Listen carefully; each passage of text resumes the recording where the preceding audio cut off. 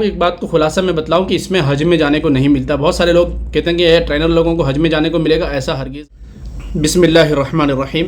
साथियों, हज 2027 की एप्लीकेशन का सिलसिला ख़त्म होने के बाद कुर्रा हो गया। कुर्रा के बाद सिलेक्शन हुआ और बहुत सारे खुश नसीब लोगों का सिलेक्शन हुआ जिनका अल्लाह ताला ने लब्बे कबूल की होगी, इस साल बुलाना है। उनका सिलेक्शन होने के बाद वो लोग इंशाल्लाह 2027 की हज के लिए जाएंगे।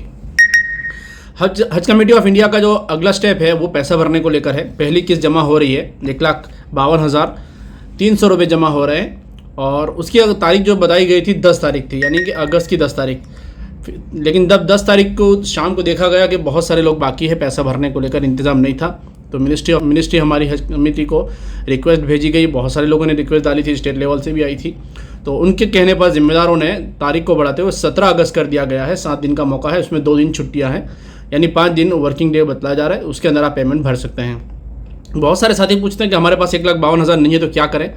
तो भाई हमारी आपको सलाह राय रही है, हज कमेटी इसके ऊपर कोई जवाब नहीं देगी, लेकिन हम आप कहते हैं कि 75% तो पैसा आपको भरना ही पड़ेगा, तब आपका कवर बच पाएगा, वरना उसको कैंसिल कर दिया जाएगा और आपकी जगह दूसरों को ले लिया जाएगा। तो जल्दी से आप पैसा भर दीजिएगा। आज 12 अगस्त हो चुकी है। उसके अंदर और चीज़ सर्कुलर 6 में बतलाया है कि जो लोग शॉर्ट पैकेज के लिए सिलेक्ट हुए थे, यानी कि जिन लोगों ने शॉर्ट ऑप्ट किया हुआ है, यस किया हुआ है, कम दिनों के लिए जाना चाहते हैं, वो सारे सिलेक्ट हो चुके थे। 13,000 समथिंग जो भी थे, उसमें से कैंसिलेशन भी आएगा, लेकिन सारों का सिलेक्शन है। किसी चीज़ की देर किए बिना, इंतज़ार किए बिना वो लोग अपना पैसा भर दीजिएगा। इंशाल्लाह आपको शॉर्ट के लिए भेज दिया जाएगा, पूरी उम्मीद है। चाहे 13,000 हो जाए, चाहे 12,000 हो जाए, लेकिन अब वेटिंग वाले जो है वो वेटिंग में रहेंगे। अगर कुछ कैंसिलेशन होगा इसमें से शॉर्ट में तो फिर कैंसिल में रह जाएगा, वरना अब वेटिंग में जो लोग शॉर्ट वाले हैं वो सारे नॉर्मल हज के लिए ही रहेंगे। अगर इसमें कुछ जगह बनेगी तो हज कमेटी इसमें आपको शिफ्ट कर सकते हैं। तो ये 6 नंबर का सर्कुलर बतला रहा है।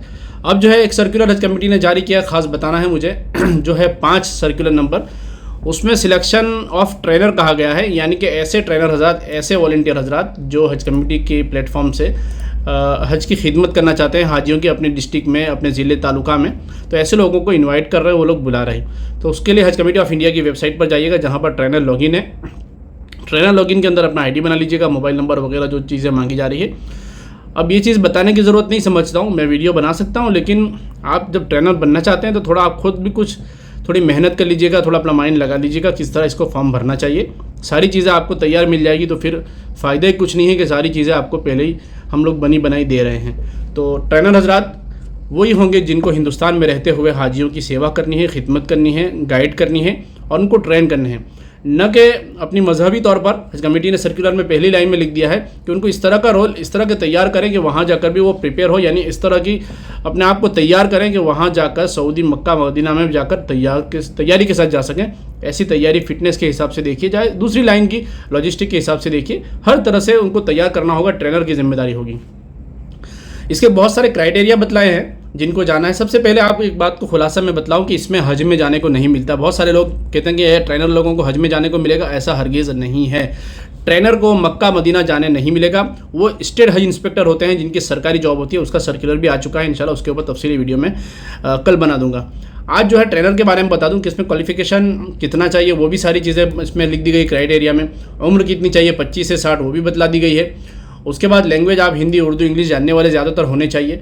आप मेडिकली फ़िट होने चाहिए और बहुत सारी चीज़ें इसमें बतलाई गई है जो आप जो है सर्कुलर नंबर 5 को आप डाउनलोड कर लीजिएगा वेबसाइट पर से, और उसकी PDF हम लोग कोशिश कर रहे हैं। हमारी ऑल इंडिया हज वेलफेयर की एक वेबसाइट है, जो यहाँ पर मैं इसकी वेबसाइट का नाम लिख रहा हूँ, उसके ऊपर जाएंगे तो वहाँ पर सर्कुलर देखेंगे। सर्कुलर पर आपको रोमन इंग्लिश, यानी हमारी हिंदी से इंग्लिश के अंदर पूरा बतला दिया गया कि इसके अंदर क्या क्या क्राइटेरिया है, क्या क्या चीज़ें हैं, मेंशन की गई है, क्या चीज़ रिक्वायरमेंट है इस कमेटी को, ये सारी चीज़ें इसमें रहेगी। और 150 हाजी पर एक ट्रेनर कहा गया है कि सिलेक्ट करेंगे।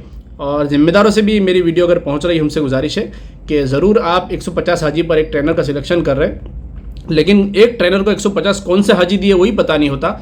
ये देखा गया है पिछले सालों में बहुत, यानी कि कंप्लेन मिलती है, ज़िला छोड़कर 2-2 ज़िले छोड़कर 500-1000 किलोमीटर दूर की जिम्मेदारी देते हैं। ये अच्छी बात नहीं है।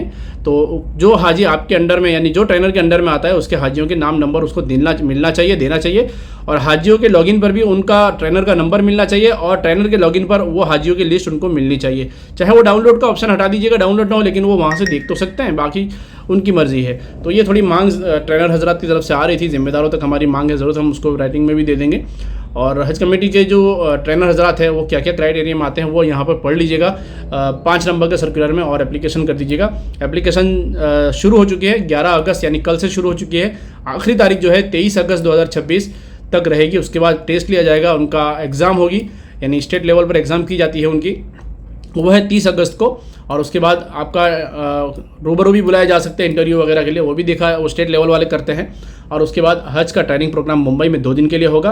वो उम्मीद है कि सितंबर के आखिरी महीने में हो या पिछले में कहीं भी हो सकता है। तो ये पूरा शेड्यूल बतला दिया गया है सर्कुलर नंबर 5 में, उसको देखकर आप एप्लीकेशन कर सकते हैं। जो लोग पिछले 5 साल में हज कर आए हैं वो ही उसके अंदर एप्लीकेशन करें, सारी चीज़ें उसमें पढ़ लीजिएगा। अस्सलामु अलैकुम वरहमतुल्लाहि वबरकातुहू।